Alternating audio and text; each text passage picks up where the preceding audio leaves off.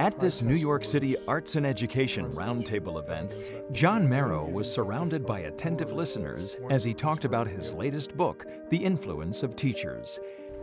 Right now, it's too easy to become a teacher and very, very difficult to be a teacher. Educators know John for his hard-hitting reports on what our children are or aren't learning. I have the dream job.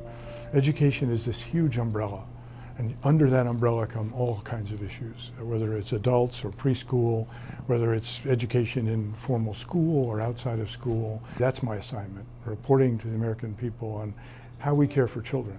John's had his dream job for nearly 4 decades. After a stint as a teacher, he started reporting on education for NPR in 1974. He then branched out into television with such programming as The Merrow Report, and is probably best known for his work on the PBS NewsHour. Next tonight, budget woes, teacher layoffs, and a reform effort in the Washington, D.C. schools. The NewsHour special correspondent for education, John Merrow, has been tracking the challenges facing that school system for the past 2 years. Here's his latest update. Ree has been open about her operating style since our first interview 2 years ago. Are you a rule breaker? I think what I am is somebody who is focused on the end result that I think needs to happen. The way I would describe John Merrow, from my context and from my experience, is he is the best at what he does for us and for the American people who care about education in this country.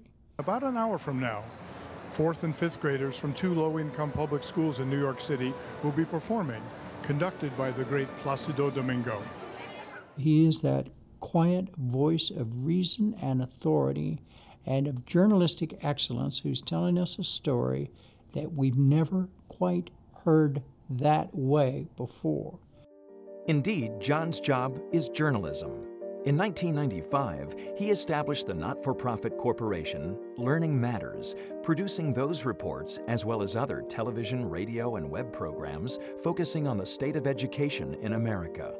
John's even taken on the persona of a gumshoe in his George Foster Peabody award-winning video, School Sleuth, the case of an excellent school.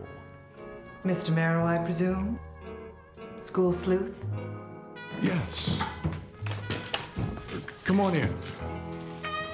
John often shines a light on stories that other correspondents pay little attention to, like New Orleans schools post-Katrina. Hurricane Katrina had shut down the city of New Orleans, and with it, its schools, long considered among the worst in the nation. The greatest experiment in the history of American education was about to begin. Longtime friend and president of the Children's Defense Fund, Marian Wright Edelman.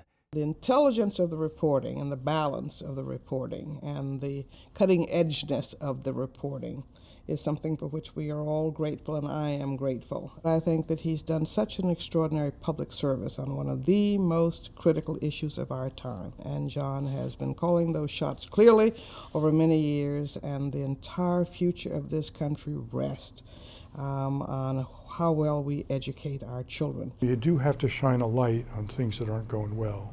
Reporters don't have any friends. I mean, we have our nose pressed up against the glass looking in.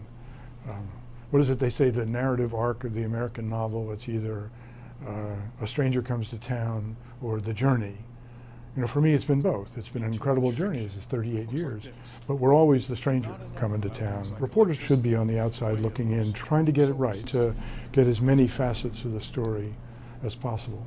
John's legacy from his reporting is always going to be that he cared deeply about a subject that was extremely important to this country, and that he did it in a way that was better and in every measurement than anyone else.